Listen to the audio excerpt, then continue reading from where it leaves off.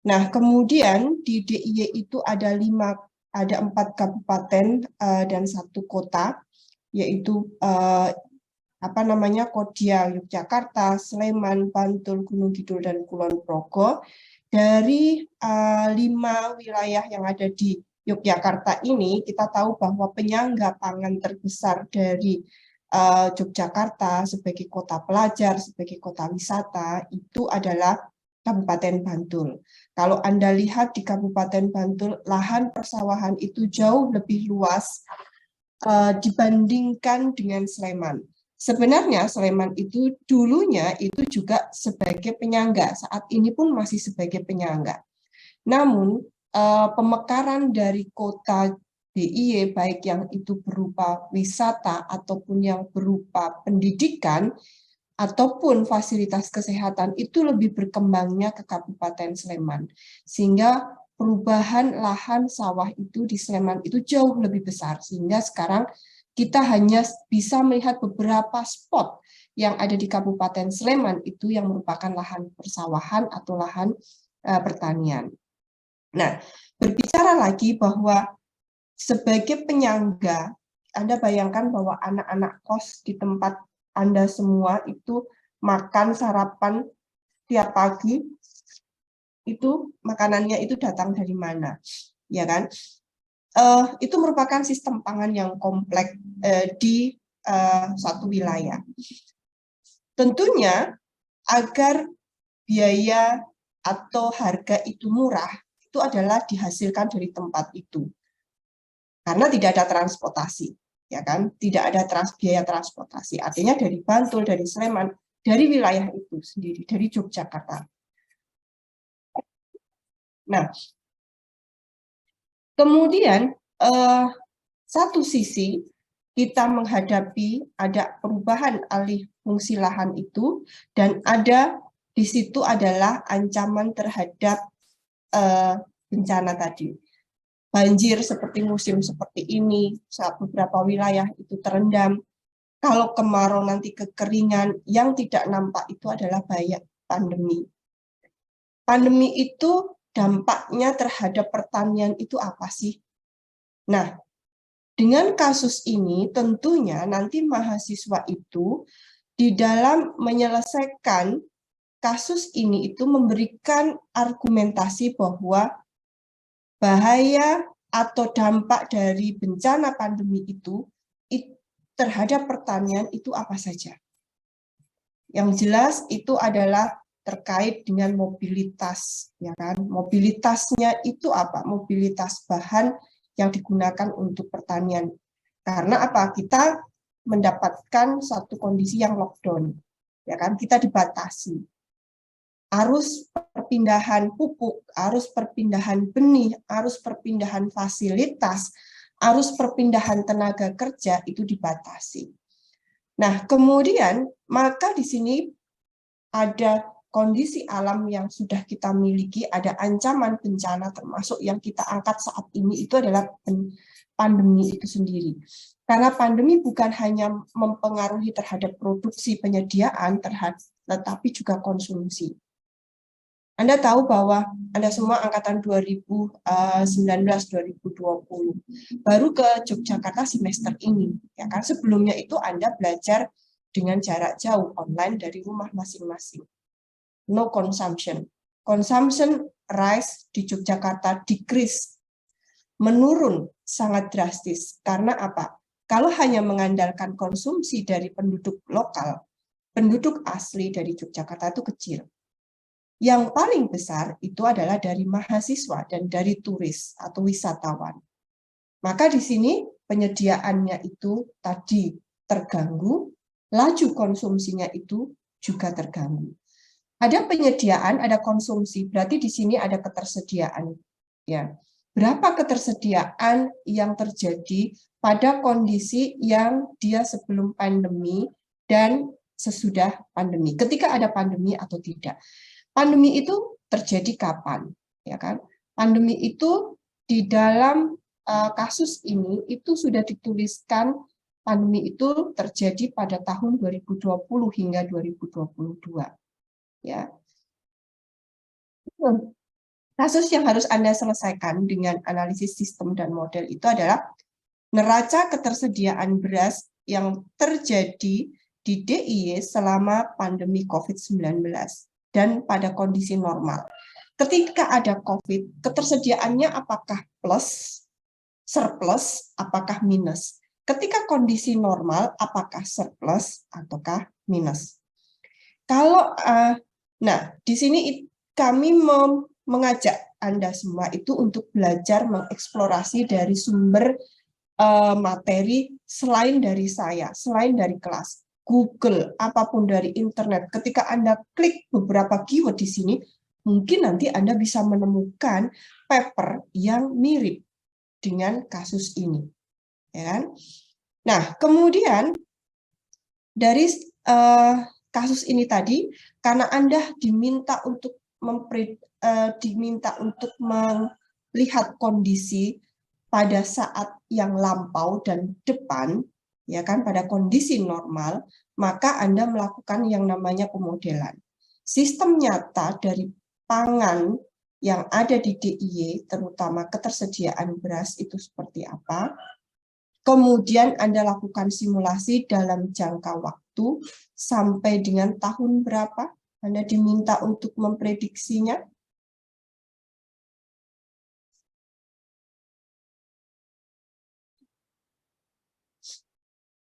Sampai tahun berapa? Anda bisa tuliskan di chat. Anda mau memprediksi sampai tahun berapa?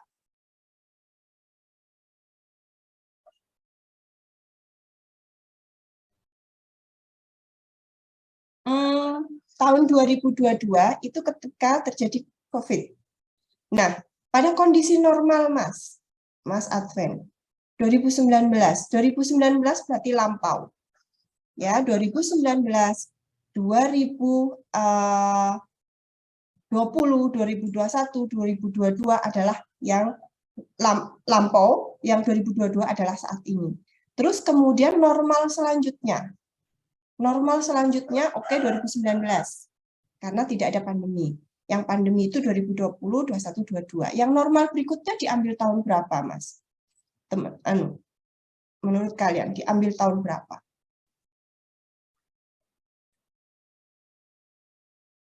Boleh nggak, Bu, saya itu 2023 sampai 2030 itu yang kondisinya saya asumsikan normal. Yang pandemi itu hanya 2021 sampai 3. Boleh, sangat benar. Irfan, 2023 sampai 2045 sampai 2050. Itulah manfaat dari pemodelan dan simulasi. Anda bisa visioner, bisa kayak semacam dukun meramal ketersediaan beras di DIY itu nanti itu akan seperti ini loh, akan minus mulai tahun sekian. Oh, dia akan surplus mulai tahun ini, ya. Sehingga dengan demikian berarti pertanyaan yang ini Anda diminta untuk melihat kondisi ketersediaan beras di DIY itu pada masa pandemi dan kondisi normal. Pada masa pandemi itu adalah tahun 2020 hingga 2022. Maka normalnya Anda bisa mulai dari 2019, 2018, 2019. Kalau pakai 2018, misalnya pakai 2010, jadi 2010 gimana, Bu? Boleh, karena di sini data-data Anda itu 2010 sampai 2019. Itu kondisi normal yang lampau sampai 2021. Terus kemudian Anda memprediksi 2023 sampai 2045 atau 2023 sampai 2035, 2030. Boleh, ya. Tergantung Anda akan membuat ini itu atau memprediksinya itu jangka pendek, jangka menengah atau jangka panjang, ya. Baik. Berarti di sini Anda sudah paham ya, untuk kondisinya, periodenya itu adalah yang ini tadi. Baik. Sebentar, ada pengumuman share.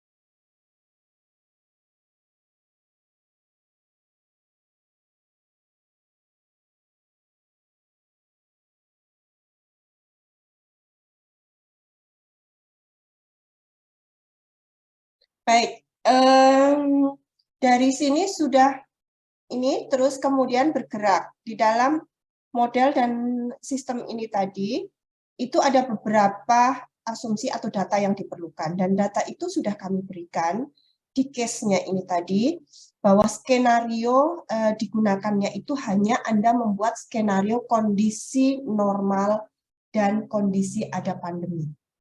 Berarti nanti di grafik simulasi Anda akan ada berapa neraca ketersediaan beras?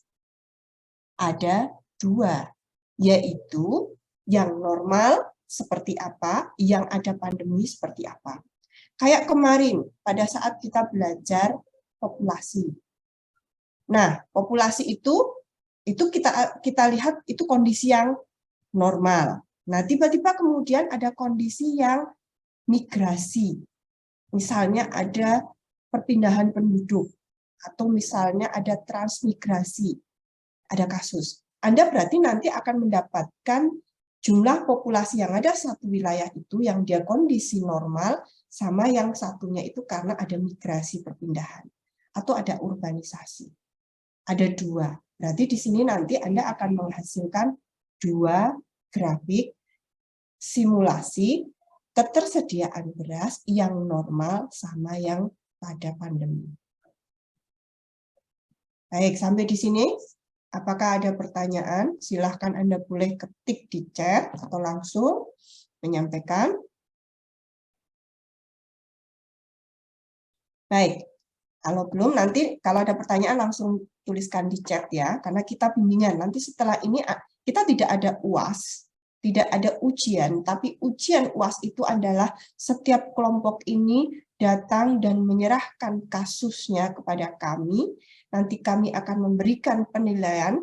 Penilaian yang pertama itu adalah konten dari penyelesaian kasus itu tadi, dan juga penilaian antar teman. Karena kita ingin tahu seberapa kontribusi masing-masing anggota itu terhadap kerja bersama ini tadi. Sehingga kami bisa mengevaluasi mana yang memang kerja beneran, mana yang hanya numpang nama. Ya.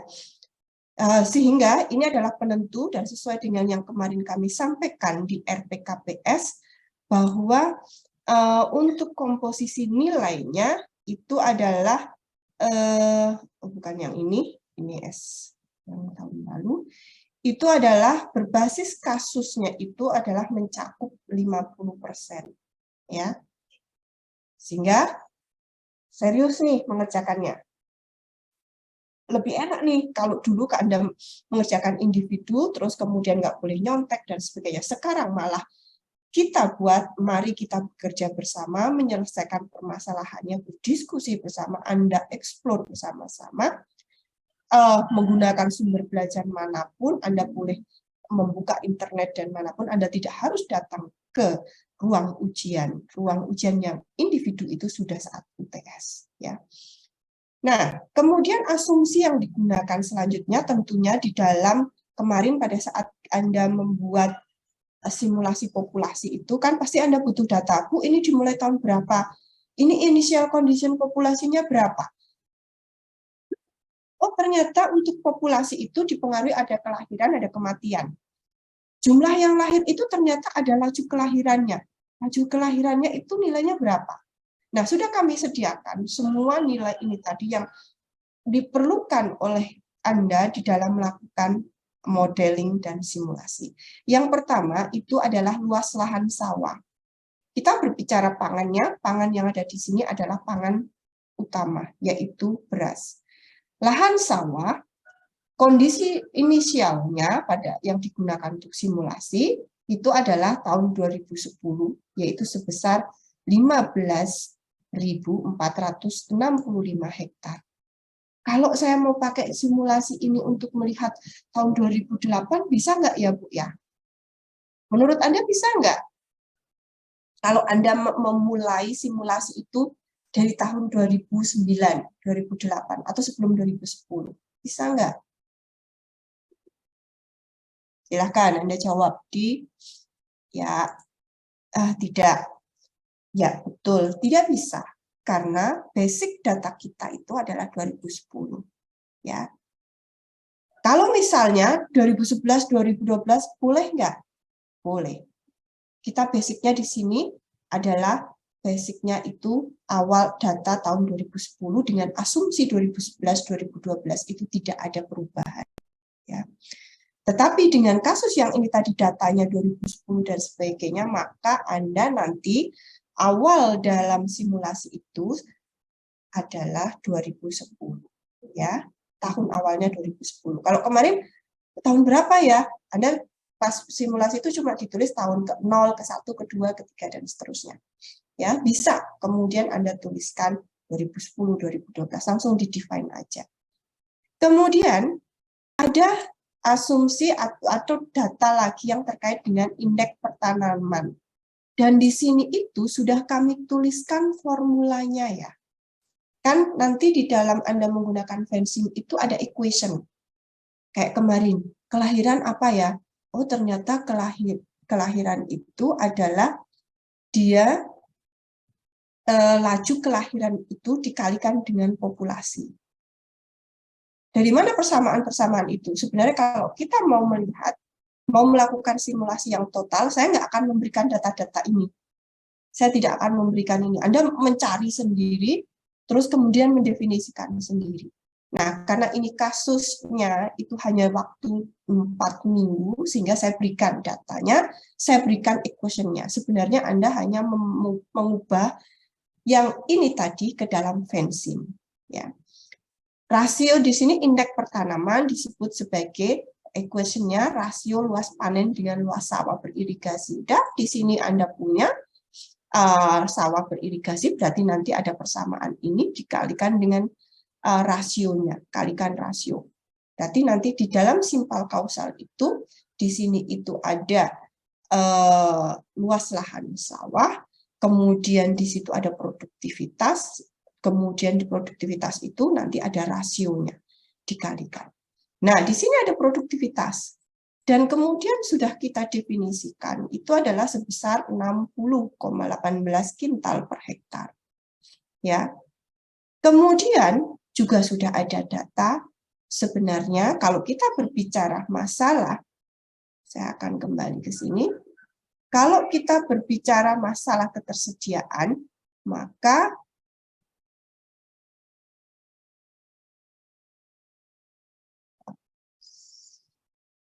baik, sudah nampak slide saya berganti ke pertemuan 13, sudah berganti belum? Sudah, Bu. Baik. Sebenarnya kasus yang kami berikan itu banyak sekali. Bahkan ada paper kami itu yang persis seperti ini. Karena saya menggunakan paper itu tadi untuk kasus ini. Kalau Anda bisa menemukan paper itu solve. Ya. Nah, berikutnya terkait dengan ini contoh kasusnya mirip ya. Tadi cuma di sini itu adalah ubi kayu yang pernah saya berikan di perkuliahan. Terus kemudian data-datanya total produksinya dia dilakukan tahun 95 sampai 2003 dan seterusnya.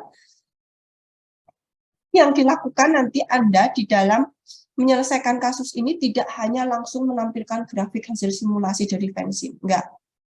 Sesuai petunjuk di elok, Anda mulai dari mengubah ke dalam bentuk yang ini tadi. Anda tujuannya itu apa?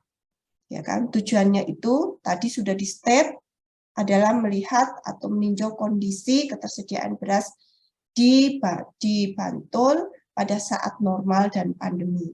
Tujuan. Kemudian metodenya jelas Anda adalah dengan membuat dengan menggunakan sistem dinamis ya.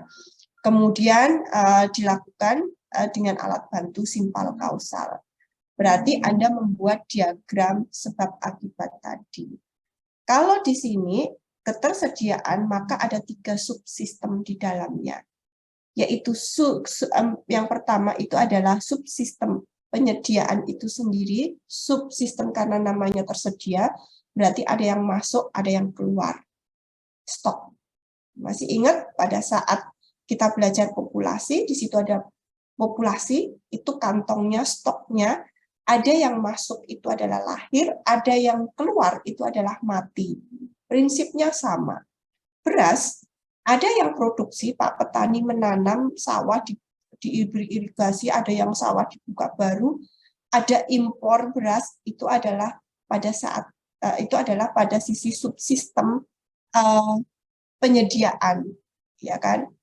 Nah, kemudian berikutnya subsistem produksi ini tadi yang input masuk. Berikutnya adalah subsistem yang dia menggunakan tadi, mengambil. Ada yang memberi, ada yang mengambil. Yang mengambil siapa saja. Kalau kemarin di populasi yang mengambil, yang menyebabkan stok populasi itu berkurang adalah kematian. Kalau kita berbicara pangan, itu yang membuat stok kita itu bisa berkurang adalah konsumsi. Konsumsinya siapa? Individu-individu. Berarti konsumsi individu tadi, jumlah populasi. Berikutnya beras ini tadi. Ada nggak yang dia industri? Ya kan? Kalau tadi ini kasusnya yang ubi kayu, karena ada industri yang membuat cireng beku, ada yang membuat kue, ada yang membuat mie dari tepung singkong, ya kan? Itu adalah sebagai kebutuhan, tetapi bukan individu, tapi industri. Ya, maka di sini ada studi terkait singkong untuk penyediaan. Berarti tadi yang petani menanam singkong di mana-mana, kebutuhan dibedakan menjadi dua, yang individu sama yang industri. Nah, tadi ada skenario. Skenario yang digunakan dalam kasus Anda tadi ada berapa? 2. Bisa coba diulang lagi, apa dan apa 2 ini tadi? Dan pandemi dan tidak pandemi. Pandemi dan tidak ada pandemi, ya itu. Nah, kalau yang ini ubi kayu, skenarionya yang banyak ternyata dia mau melihat yang ada kebijakan, upaya pelestarian, ada yang pendayagunaan, ada yang macam-macam. Karena memang kegunaan dari model dan simulasi itu adalah sebagai sesuatu dasar dalam kita mengambil satu tindakan atau satu kebijakan. Maka dikatakan sebagai decision support system.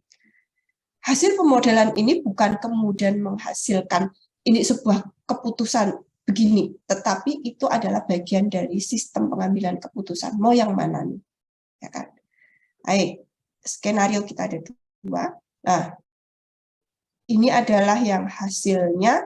Hasilnya itu tentunya sesuai dengan skenario tadi, ada 5 skenario, maka di sini juga ada 5 skenario. Nah, yang dilakukan pertama oleh kalian sama seperti pada saat tugas awal. Identifikasi dulu nih. Input. Saya sebutkan di elok. Sebentar. Di elok ini, saya kembali ke elok. Maka di elok itu saya sebutkan. Tugas yang dilakukan itu adalah permasalahan. Ya, Anda kayak membuat report nih. Jadi tugas kasus pembelajaran kasus ini per kelompok itu report. Report dari solving kasus tadi. Tulis nih 1 paragraf, 2 paragraf yang permasalahannya itu apa. Permasalahan itu sudah ada, tinggal copy paste dari soal aja. Ya, tapi tanpa ada asumsi-asumsi tadi. Intinya kasusnya apa. Dan Anda bisa kembangkan. Ya, copy paste dikembangkan. DIY yang luas lahan sawahnya ini, wisatawan, Anda bisa menambahkan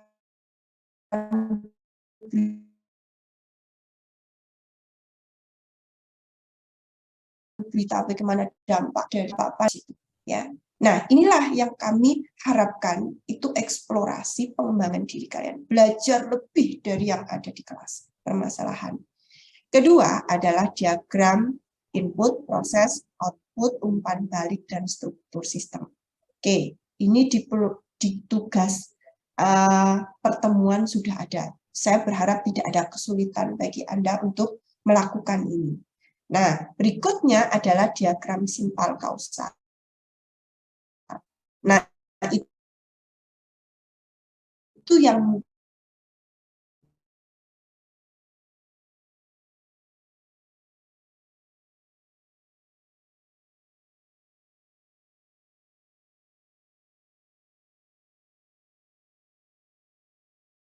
mungkin Anda mulai mingguan ini tadi dengan yang digabungkan dalam satu kesatuan yang besar.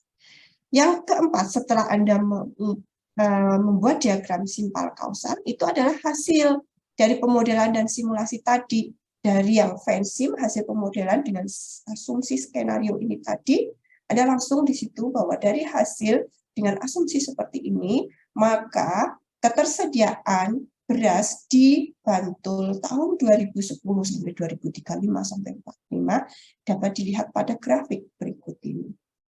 Ada yang saat kondisi normal dapat dilihat. Terus Anda lihat ada perbedaan enggak itu? Ya. Terus kemudian kalau sudah ada perbedaan, sudah ada ini, Anda bisa menganalisis tahun 2035 polanya bagaimana? Ketersediaannya menurun atau meningkat atau stabil? Anda diskusi dengan temannya. Ya kan? Oh, ternyata kecenderungan kalau kemarin populasi itu adalah menurun, ya.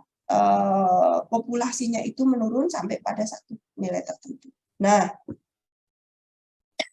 kalau ketersediaan, ya, ketersediaan beras, ketersediaan pangan, ketersediaan air apapun, itu pada saat posisi yang dia menurun bahkan stuck, ya kan? Itu nanti kalau Anda plotting dan dengan grafik yang populasi terus naik, Anda bisa menganalisis, nih tahun sekian itu kekurangan.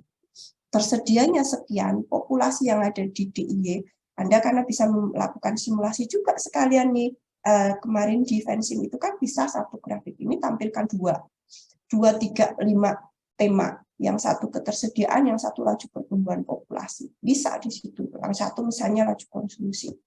Bisa dilihat, nih tahun ini nih 2030 nih kita DIY itu perlu impor dari daerah lain. Ya. Hati-hati nih warning. Mungkin nanti kalau Anda sebagai bupati bisa memberikan kebijakan stop alih fungsi lahan sawah. Ya kan? Kalau mau mengalihkan lahan sawah itu prosedurnya itu harus begini, harus begitu dan seterusnya. Atau sama sekali tidak boleh, ya kan? Nah, itulah yang dihasil pemodelan dan simulasi ini tadi. Nggak usah banyak-banyak, 1 paragraf, 2 paragraf, analisis Anda terhadap hasil. Ya, sehingga yang dikumpulkan itu adalah terdiri dari 4 item tadi. Baik, sampai di sini ada pertanyaan?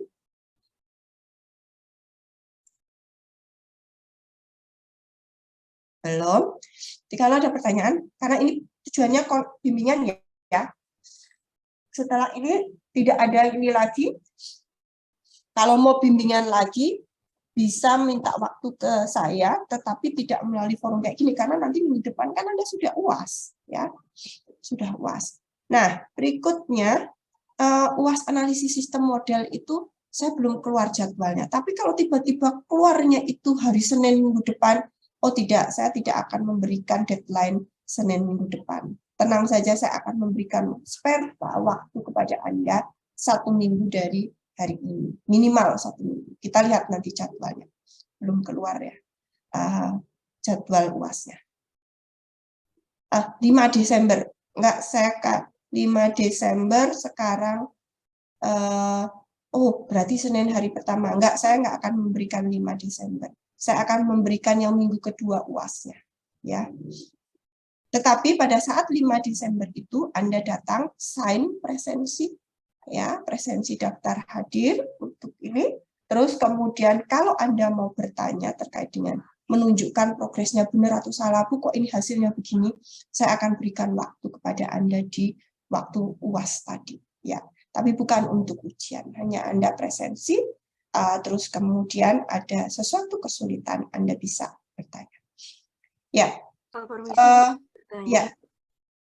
Untuk Ibu Devi, apakah juga tidak ada UAS atau masih ada ya, Bu?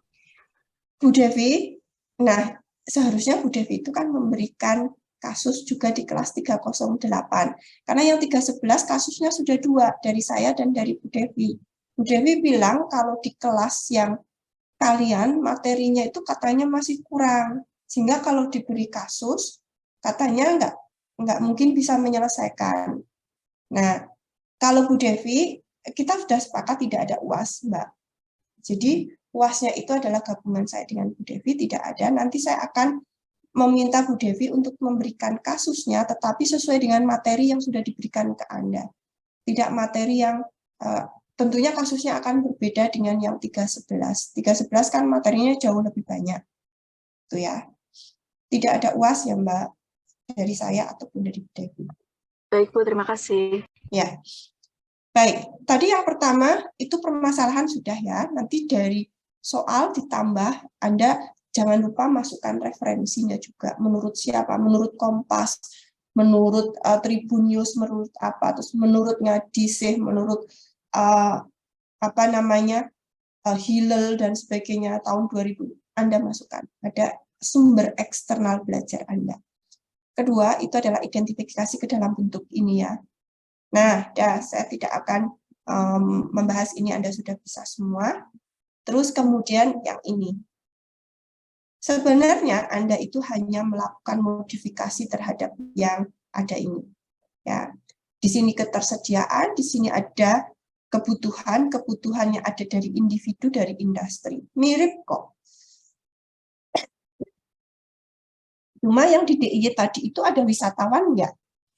Kayaknya ada wisatawannya. Saya lihat kasusnya yang di DIY itu jumlah populasi. Populasi baseline itu adalah 2010 sekian. Laju populasi ini, nah ada wisatawan baseline. Jadi modifikasinya yang kalian lakukan itu adalah di sini itu selain ini konsumsi jumlah apa namanya yang konsumsi itu selain penduduknya ini yang asli ditambah juga yang wisatawan. Ada satu lagi di sini. Penduduk yang ini asli, yang ini itu adalah wisatawan. Dengan tadi datanya itu adalah nih laju wisatawan baseline-nya adalah 1 juta ini. Dengan lama tinggal 2-3 hari. Berarti kurang lebih konsumsinya sekitar 4 hari, 2 hari itu adalah bertambah dia. Selama 4 hari ada pertambahan konsumsi selain yang dari penduduk lokal sama wisatawan. Kemudian pertumbuhan wisata ini juga ada 20, berarti nanti 2010, 2019 normal, 2020 sudah pandemi sampai 2022. Nah, kemudian pada saat COVID, berarti nanti ketika Anda melakukan simulasi, pada saat COVID, berarti tahun 2020, di sini itu tidak ada konsumsi yang dari wisatawan. Kan tadi Anda, kok saya share? Anda melakukan pensil mana? Nah, di sini itu ditambah lagi yang konsumsi itu dari wisatawan. Ya enggak, kalau ini penduduk yang asli, tinggal nambahkan. Nanti kemudian Anda di situ ada wisatawannya dan ketika 2020 2022 ini hilang. Dan Anda punya dua simpal kausal. Iya tidak? Atau Anda punya pendapat lain? Karena Anda 2 skenario, ya, 2 simpal kausal. Yang satu itu adalah kondisi normal 2019, 2020, 21, 22, 23 itu normal, 22 itu normal tanpa pandemi, artinya ini ada wisatawannya. Pada saat pandemi, berarti 2020, 1, 2, itu Anda menggunakan di sini itu simpal kausal yang ada, yang wisatawannya itu 0. Ya. Ada 2 simpal kausal. Baik, sudah? Berarti terus di sini ada industri enggak? Menurut Anda dari case tadi ada industri enggak dari asumsi? Boleh diketikkan. Nah, langsung. Ada industri enggak?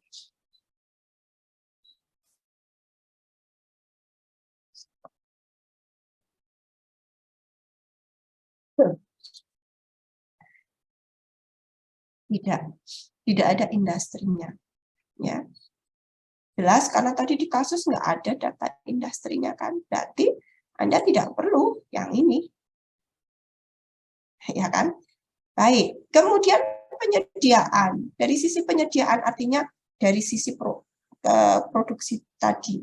Kalau ini ubi kayu berarti beras. Yang jelas itu adalah produksi. Sama ini template-nya. Di sini ada produktivitas, data produktivitas sudah ada. Luas panen itu diperoleh dari luas areal tanam. Dan di sini ada laju ekstensifikasi, ada laju konversi. Ada nggak ya tadi data yang ekstensifikasi dan sebagainya? Oke, kita lihat pertumbuhan populasi beras per kapita hektar, pertanaman luas tanam. Oke, apa saya? Oke, tidak ada. Kalau misalnya Anda mau menambahkan, Bu, itu kan saya mau menggunakan simpal kausalnya itu adalah yang seperti ini. Ada laju konversi, ada potensi lahan, ada ekstensifikasi. Tapi data di tempatnya Bu Asih nggak ada. Kalau saya asumsikan bagaimana Bu? Oh, dengan itulah yang kami harapkan. Anda belajar menambahkan dari yang sudah ada tadi, tidak tercakup, Anda mengembangkannya. Karena nggak mungkin hanya dari luas areal tanam saja, Bu. Apalagi di DIY, laju konversi lahannya itu besar sekali, Bantul, ya kan. Nah, kalau saya tambah laju konversi dengan nilai, misalnya search di internet, saya mendapatkan nilai ini, atau saya asumsikan dari rata-rata nasional itu laju konversi lahan di Indonesia itu 1,7 hektar per tahun, kemudian saya konversi menggunakan nilai itu untuk Bantul, bisa nggak? Boleh. Misalnya, ya. Yang penting Anda punya referensi, punya sesuatu patokan, angka itu tadi, terus kemudian Anda asumsikan bisa diterapkan di Bantul. Ya. Nah, ini terus kemudian kalau sudah, nanti tentunya kayak kemarin, Anda memasukkan ke dalam fansimnya ini tadi, bareng-bareng sama kelompoknya.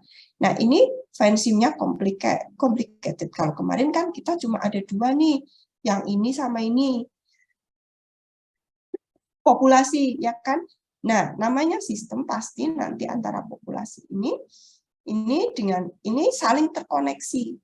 Ya, sehingga formula itu tadi sebenarnya kayak kita itu membuat persamaan matematis yang Y sama dengan AX plus B, kemudian Y sama dengan AX plus B, A itu AX plus B, X plus ini B itu diperoleh dari ini, terus kemudian B diperoleh dari setengah AX kuadrat plus C itu diperoleh dari ini. Sebenarnya seperti itu. Nah, cuma kita menuangkannya ke dalam formula yang simpel kausal. Lihat aja pasti semuanya konektif. Ya, Anda bisa menggunakan ini sebagai bekal Anda dalam penyelesaian kasusnya. Baik, sampai di sini apakah sudah bisa dipahami atau malah tambah mumet? Silahkan. Izin bertanya, Bu. Ya. Yang diagram simpel kausal tadi. Ya. Ya, gimana? Nah, itu tuh ada delay. Ada delay, Bu. Nah, itu tuh fungsinya apa ya, Bu? Baik. Delay di dalam sistem dinamis itu fungsinya apa ya? Dari kata, sudah membaca kemarin panduannya delay itu apa? Ini luas panen. Terus di sini luas areal tanam. Luas areal tanam dengan luas panen, samakah? Anda menanam, terus yang panen itu akan sama dengan luas yang ditanam? Ya, beda, Bu. Ada delay, gap, delta. Ya, jadi delay di sini itu potensi yang dia bisa tidak akan sama. Ketika saya nanam belum tentu dia akan panen. Ya, luas panen di sini itu ada delay. Delay-nya apa ya formulanya? Explore delay itu apa dan bagaimana membuat equation-nya di fansim. Ya. Terus di sini ada gap. Gap lagi apa ya?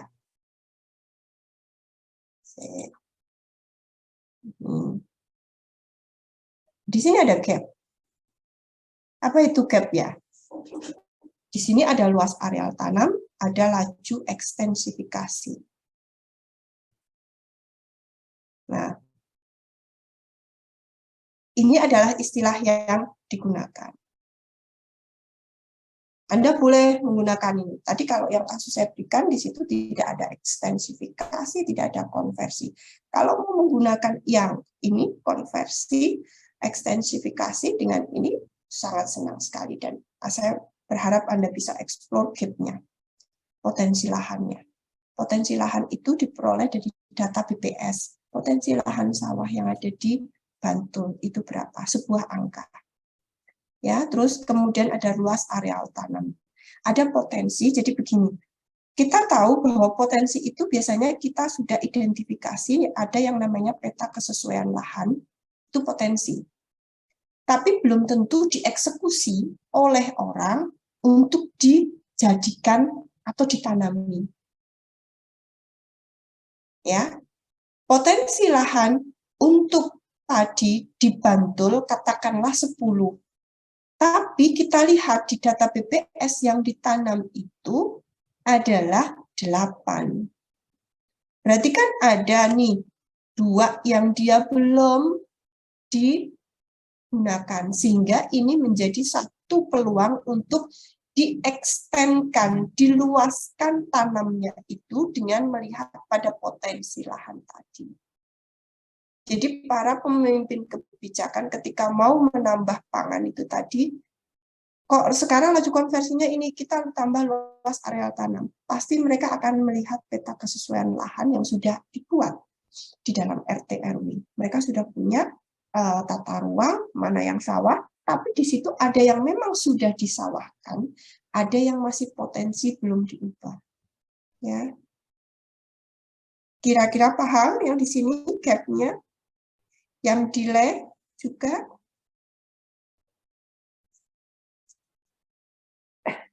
Ya, cukup paham, Bu. Ya. Yang lainnya?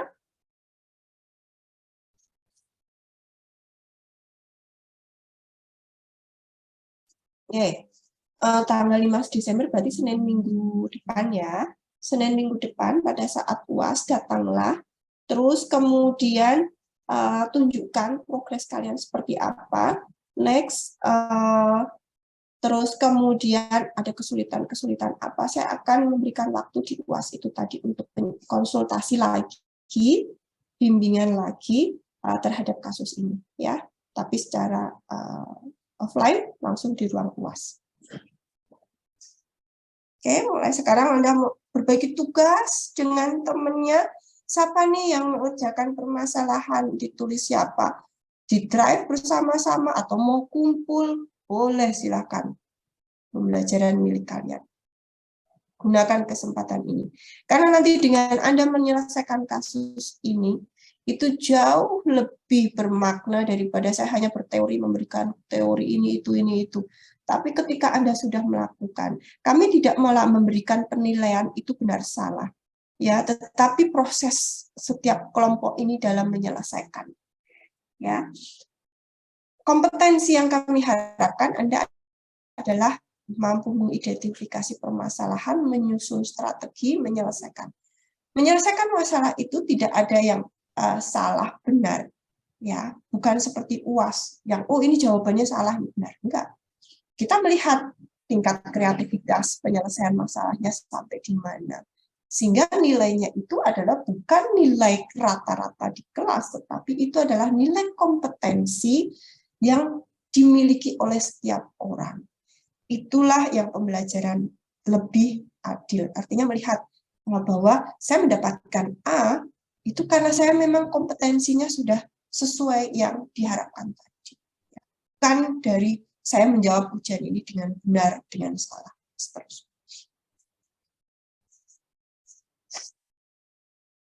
Ya, kalau sudah tidak ada, mungkin Anda akan memulai untuk mengerjakan, mumpung ini jam kuliahnya. Sehingga Anda bisa memanggil teman-temannya, yuk ngumpul nih, mulai kita bagi tugas, monggo. Saya tidak akan menggunakan waktu ini full, karena saya tadi berharap yang 311 itu gabung juga. Ternyata 311 masih kuliah sama Bu Devi. Sehingga kayaknya nanti saya ke 311 juga akan kasihan mereka, karena mereka pas simulasi belum juga melakukan simulasi. Ketika ada kesulitan, kasihan juga mereka. Ya. Ada lagi? Kalau tidak ada, monggo silakan Anda melanjutkan aktivitas untuk penyelesaian kasus ini. Intinya Anda itu merdeka mengeksplorasi, tetapi pada koridor ilmiah. Ya, semuanya pasti ada dasarnya. Adalah dengan sumber belajar tadi menetapkan ini itu. Dan jangan sungkan kalau ada ini menghubungi saya. Ya, karena kebetulan ini kasusnya dari saya, Bu Asih gini. Cuma saya pasti nanti akan jawab. Saya jawab nanti ya, atau saya belum menjawab. Itu kalau misalnya semalam saya belum bisa menjawab, Anda WA lagi, Bu, yang ini pertanyaan ini gimana? Ya, nanti akan saya alokasikan, entah itu online, entah itu offline, untuk memberikan bimbingan ke Anda. Sehingga pembelajarannya tidak terikat di kelas dalam jam kuliah seperti ini, anytime. Ya. Baik, sudah cukup? Anak saya kok beneran? Maksud saya, harus paham KB ya? Tanggal 5 Desember mau datang presensi konsultasi.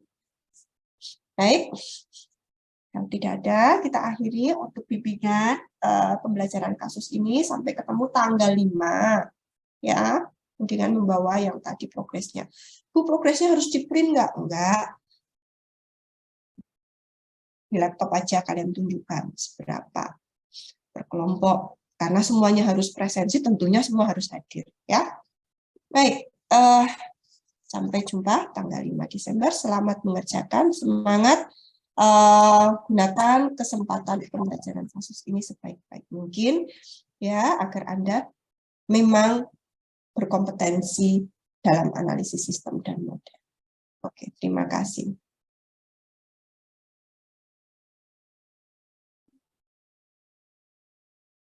Terima kasih, Bu. Ya, saya akhiri Zoom-nya ya.